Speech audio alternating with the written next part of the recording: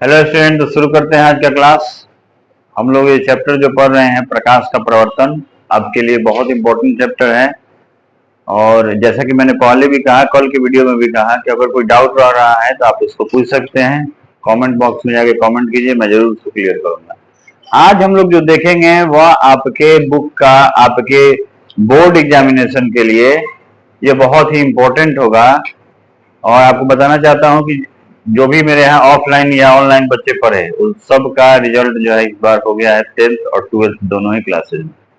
तो मेरे लिए बड़ी खुशी की बात है। शुरू करते हैं क्लास और देखते हैं आज का फर्स्ट टॉपिक क्या है।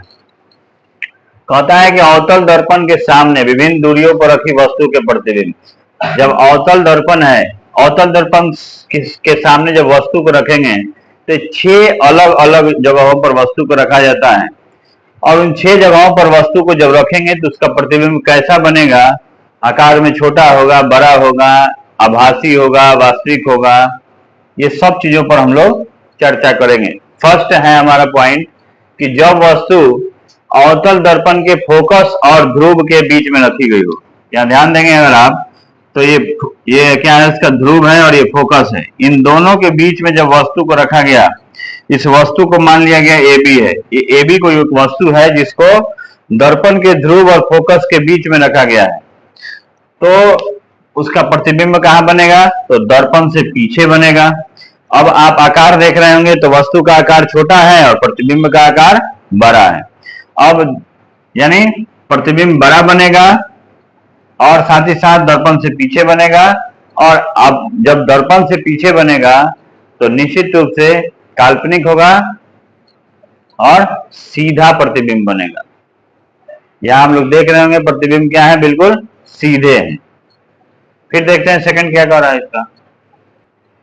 देखिए इसमें ऑब्जेक्टिव क्वेश्चंस में कैसे पूछ सकता है, इसमें कैसे पूछता है, ये बहुत इंपॉर्टेंट पॉइंट है। जैसे पूछ देगा कि बताइए कि जब वस्तु जो है ध्रुव और फोकस के बीच में रखी गई हो अवतल दर्पण के सामने, तो उसका प्रतिबिंब क्या बनता है। ऑप्शन में आपको होगा छोटा, बड़ा, बराबर, इनमें से कोई नहीं। तो उसका प्रतिबिंब कैसा बनेगा, बड़ा प्रतिबिंब बनेगा। वैसे ही इस क्वेश्चन को दूसरे ढंग से पूछ सकता है कि जब वस्तु को फोकस और ध्रुव के बीच में रखेंगे तो उसका प्रतिबिंब बड़ा बनेगा, छोटा बनेगा। ये तो क्वेश्चन होगा ही। दर्पण से सामने बनेगा कि दर्पण के पीछे बनेगा, वास्तविक बनेगा या काल्पनिक बनेगा। ये सारे ऐसे प्रश्न हैं जो ऑब्जेक्टिव में इससे पूछे जा सकते हैं। अब देखेंगे सेकंड पॉइंट। तो देखते हैं सेकंड नंबर पॉइंट क्या है। जब वस्तु अवतल दर्पण के फोकस पर स्थित है, देखिए यह जो फोकस है इस पर वस्तु को हमने रखा। तो जब हम वस्तु को अवतल दर्पण के फोकस पर रखेंगे तो उसका इमेज अनंत पर बनेगा, यानी बहुत दूर उस सीमा पर बनेगा जहां तक हम नहीं जा सकते हैं। और क्या होगा, वास्तविक होगा। साथ ही साथ प्रतिबिंब जो है उल्टा बनेगा, प्रतिबिंब उल्टा बनेगा, वास्तविक होगा। और बहुत साइज में अगर हम लोग बात करें तो बहुत क्या होगा, बड़ा होगा। यानी जब वस्तु फोकस पर रखा गया है तो उसका प्रतिबिंब अनंत पर बनेगा, आकार में बड़ा होगा और उल्टा प्रतिबिंब बनेगा। ये सेकंड नंबर पॉइंट था। फिर देखते हैं इसका थर्ड पॉइंट क्या है।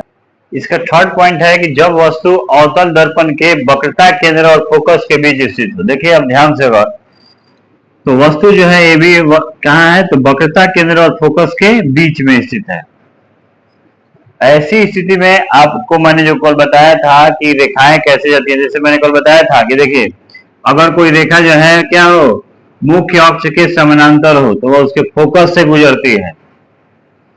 और अगर हम लोग उसके वक्रता केंद्र पर डालें, किस पर डालें, वक्रता केंद्र पर कोई रेखा डालें तो वह सीधी उसी रेखा में, उसी दिशा में फिर वापस चली जाती है।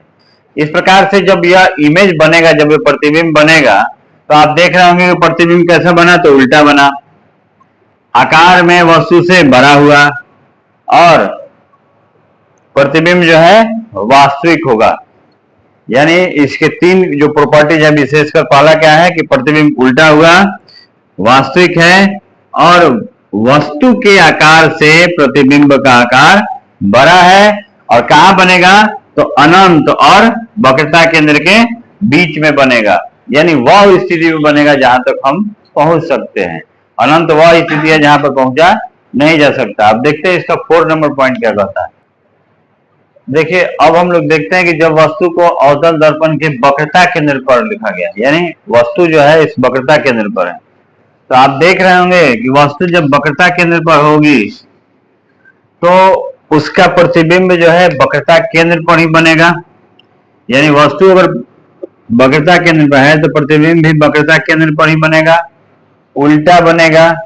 और आप देख रहे होंगे कि वस्तु के आकार के बराबर होगा, और चूंकि दर्पण से पीछे तो नहीं बन रहा है, दर्पण के सामने बन रहा है, इसलिए वास्तविक होगा। फिर से एक बार और, जब वस्तु को वक्रता केंद्र पर रखा जाएगा तो उसका प्रतिबिंब उल्टा होगा, वस्तु के बराबर आकार का होगा, वास्तविक होगा और वक्रता केंद्र पर ही प्रतिबिंब बनेगा। एक बार प्रश्न ऐसा ऑब्जेक्टिव में पूछा था कि उस स्थिति के बारे में बताइए जब वस्तु के आकार और प्रतिबिंब का आकार बराबर होता है। यानी कहाँ रखेंगे हम वस्तु को जब वस्तु का आकार और प्रतिबिंब का आकार एक बराबर होगा, तो वह स्थिति है वक्रता केंद्र।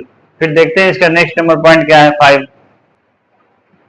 देखते हैं इसका अगला पॉइंट क्या है कि जब वस्तु अनंत और अवतल दर्पण के वक्रता केंद्र के बीच स्थित है। देखिए, अनंत है और वक्रता केंद्र, इसके बीच जब हम कभी वस्तु को रखेंगे तो उसका प्रतिबिंब जो है वो कैसा बनेगा, तो वास्तविक होगा, उल्टा होगा और छोटा बनेगा। आप देख रहे होंगे वस्तु का आकार बड़ा है, प्रतिबिंब का आकार छोटा है, तो और कहां बनेगा, तो वक्रता केंद्र और फोकस के बीच में बनेगा। यह स्थिति होती है। और लास्ट इसका पॉइंट है कि जब वस्तु अनंत पर स्थित है, वस्तु को हम कहां रख दिया, अनंत पर, तो अनंत पर जब वस्तु को रखेंगे तो उसका प्रतिबिंब उल्टा होगा और आकार में उसका जो आकार होगा, प्रतिबिंब का आकार, वो वस्तु के आकार से बहुत छोटा होगा, पॉइंट साइज होगा, बिंदु के आकार का हो जाएगा।